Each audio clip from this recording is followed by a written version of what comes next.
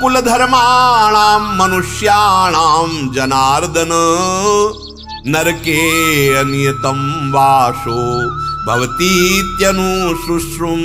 हे जनार्दन, जिनके कुल धर्म नष्ट हो जाते हैं उन मनुष्यों का बहुत काल तक नरकों में वास होता है, ऐसा हम ऋषियों से सुनते आए हैं और शास्त्रों में ऐसा है।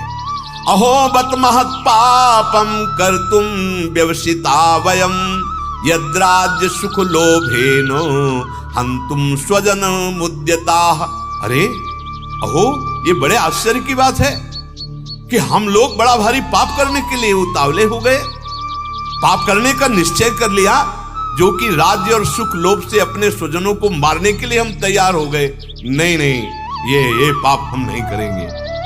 यदि माम प्रतीकारम शस्त्रम शस्त्र पाणयः धार्तराष्ट्राम रणे हन्युस्तन्मे क्षेम तरम भवेत्। अगर ये हाथों में शस्त्र लिए हुए धृतराष्ट्र के पक्षपाती लोग युद्ध भूमि में सामना न करने वाले शस्त्र रहित मुझे मार भी दे तो मेरे लिए बड़ा हितकारी होगा। बिल्कुल बुद्धि पलट गई। जब मोहाविष्ट बुद्धि होती है तो उसका निर्णय अलग होता है। जबकि छात्र धर्म में गुरुदेव परशुराम ने ललकारा तो भीष्म जी कदम पीछे नहीं। और आप क्या कह रहे हैं, अगर ये मारेंगे भी तो हमारा मर जाना ठीक है, पर मैं अस्त्र नहीं उठाऊंगा। संजय उवाच एवं मुक्त्वा अर्जुनः संखे रथोपस्थोपाविशत् विसृज्य ससरम चापम शोक संविघ्न मानसः। ऐसा कहकर शोकाकुल मन वाले अर्जुन बाण सहित धनुष का त्याग करके युद्ध भूमि में रथ के मध्य भाग में बैठ गए। अर्जुन जी के भगवान ने वचन सुनकर एक भी उत्तर नहीं दिया। प्रश्न का उत्तर तभी समझ में आता है जब आरत अधिकारी जब पावे। अभी तक भगवान एक शब्द नहीं बोले, पूरा अध्याय हो गया गीता जी का। संजय उवाच तम तथा कृपयाविष्टम अश्रुपूर्णा कुलेक्षणम विषीदन्तमिदं वाक्यमुवाच मधुसूदनः। ऐसी कायरता से व्याप्त हुए इन अर्जुन के प्रति जो कि विषाद कर रहे हैं, संजय जी कह रहे हैं अर्जुन के आंसू बह रहे हैं ऐसे महावीर के। बस मामे वे प्रपद्यन्ते मायामेता। महाराज, ये चाहे तो एक क्षण में मोहाविष्ट कर दे, एक क्षण में बोध, एक क्षण में। इसीलिए केवल सहारा भरोसा इनका अपने ज्ञान विज्ञान बल विक्रम का नहीं। देख लो, इतना बड़ा महापुरुष अर्जुन जो ज्ञान संपन्न भगवान शिव को संतुष्ट कर दिया, आज मोह से आविष्ट होकर कायर पुरुष की भांति रो रहे, अश्रु प्रवाह कर रहे, देखने की शक्ति नहीं रह गई। यह है मोह का स्वरूप। भगवान मधुसूदन ये आगे कहे जाने वाले वचन बोले।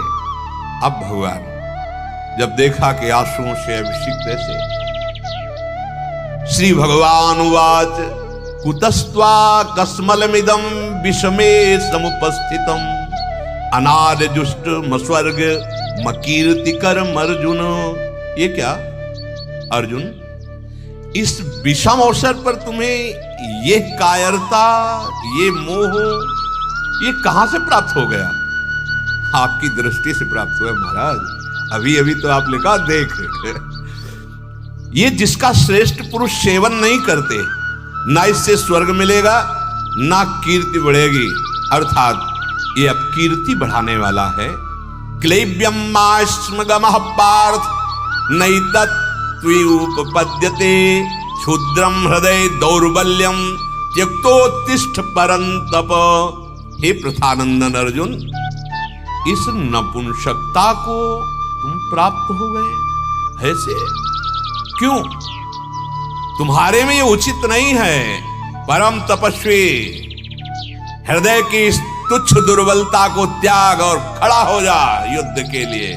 मानो सबको भगवान कह रहे हैं, मोहाविष्ट होकर हम भजन नहीं, हम ऐसे इनके बिना। अरे उठ खड़ा हो, तू परम अंश है भगवान का और विजय प्राप्त कर सहायकों सहित माया पर और परम पद पर आरूढ़ हो जा। उठ, त्यक्तोत्तिष्ठ परंतप, एक कायरता छोड़ो और उठ जाओ परमार्थ पथ पे चलने के लिए, अपने कर्तव्य का पालन करने के लिए। अर्जुन उवाच कथम भीष्ममहं संख्ये द्रोणं च मधुसूदन इषुभिः प्रतियोत्स्यामि पूजार्हा वरिसूदन। ये कैसे हो सकता है हे मधुसूदन, मैं रणभूमि में भीष्म को मारूं, द्रोणाचार्य इनके साथ मैं बाणों से युद्ध करूं? नहीं नहीं नहीं, ये इनको तो नहीं, ये पूजा योग्य है, पूजने योग्य है।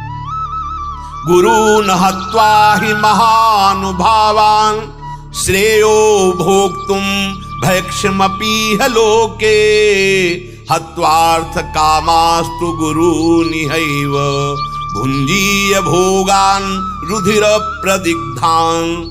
महानुभाव गुरुजनों को न मारकर मैं भीख मांग के खा लूंगा। भिक्षा का अन्न ठीक है, क्योंकि गुरुजनों को मारकर यहां रक्त से सने हुए धन की कामना की मुख्यता वाले भोगों को ही तो भोगूंगा। न चैतद् महाकतरन्नो गरीयो यद्वा जयेम यदि वा नो जयेयुः यानेव हत्वा न जिजीविषामस्तेव स्थिताः प्रमुखे धार्तराष्ट्राः। हम ये भी नहीं जानते कि हम लोगों के लिए युद्ध करना और ना करना, इन दोनों में से कौन सा अत्यंत श्रेष्ठ है। अथवा हम उन्हें जीतेंगे या वे हमें जीतेंगे जिनको मार करके हम जीना भी नहीं चाहते। वे ही धृतराष्ट्र के संबंधी रिश्ते नातेदार हमारे सामने खड़े हैं। हे कृष्ण, अब आप ही मेरे आधार हो, आश्रयदाता हो। मेरी समझ में नहीं आता कि मैं युद्ध करूं कि ना करूं, क्या करूं। अब जो श्लोक है, यहां से प्रारंभ होती है भगवान की गीता। अर्जुन जी का हृदय कांप पड़ा और रथ से नीचे उतरे और भगवान को साष्टांग दंडवत किया। कार्पण्य दोषोपहत स्वभावः पृच्छामि त्वां धर्म सम्मूढ़ चेताः यच्छ्रेयः स्यान्निश्चितं ब्रूहि तन्मे शिष्यस्तेहं साधि मां त्वां प्रपन्नम। मुझे अब दिखाई दे रहा है कि मैं कायरता रूपी दोष से युक्त हो गया हूं। मेरे स्वभाव का तिरस्कार करने वाला यह भाव आ गया है। मेरा स्वभाव नहीं ऐसा। धर्म के विषय में मैं मोहित हो चुका हूं। मेरा अंतःकरण अविद्या ग्रसित हो गया है। पूछता हूं कि मेरा निश्चित कल्याण का मार्ग क्या है, मेरे लिए क्या श्रेय है, किससे कल्याण होगा। मैं आपका शिष्य हूं।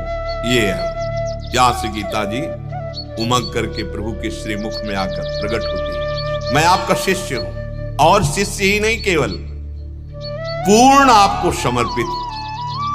माम त्वाम प्रपन्नम, पूर्ण समर्पित हूं।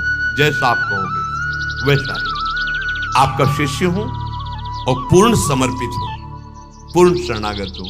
इस श्लोक की व्याख्या आगे। श्री राधा वल्लभ लाल की